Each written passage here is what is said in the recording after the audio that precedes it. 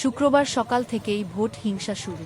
অভিযোগ উঠেছে বিজেপির একদল সমর্থক বারকোডালি জিপির 226 এবং 227 নম্বর বুথে তাণ্ডব চালা, এতে করে ভোট গ্রহণে অশান্তি ছড়াচ্ছে।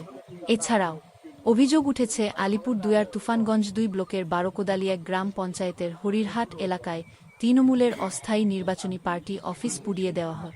অভিযোগের তীর বিজেপির দিকে। আমরা বারকোদালি এক অঞ্চলের অন্তর্গত 9-এর 149 নং বুথে আজকে রাতের অন্ধকারে আমাদের যে অস্থায়ী বুথ কেন্দ্র, সেই বুথ কেন্দ্রটা পুড়িয়ে দেওয়া হয়।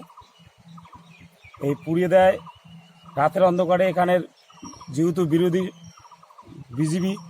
বিজেপির পায়ের তলার মাটি নেই, এরা মানুষের সঙ্গে আর যেহেতু মানুষের এরা উন্নয়ন করতে পারছে না, পায়ের তলার মাটি নেই, তাই এরা রাতের অন্ধকারে আমাদের যে দলীয় যে অস্থায়ী যে ক্যাম্পটা, বুথ ক্যাম্পটা, সেটা পুড়িয়ে দেয়। এরা আমরা ধিক্কার জানাই এবং সাধারণ মানুষ যারা আজকে যারা গণদেবতা, যারা মানুষকে গণতন্ত্রকে আজকে প্রয়োগ করবে, তাদের কাছে আবেদন এই হারমাদ এবং উদ্মাদদের যেন এই বারকোদালি এক অঞ্চল থেকে উৎখাত করে ফেলে দেয়, এটা আমরা সাধারণ মানুষের কাছে আবেদন রাখছি। আমার নাম অনিল বর্মন, বারকোদালি এক অঞ্চল আইএনটিটিসির সভাপতি।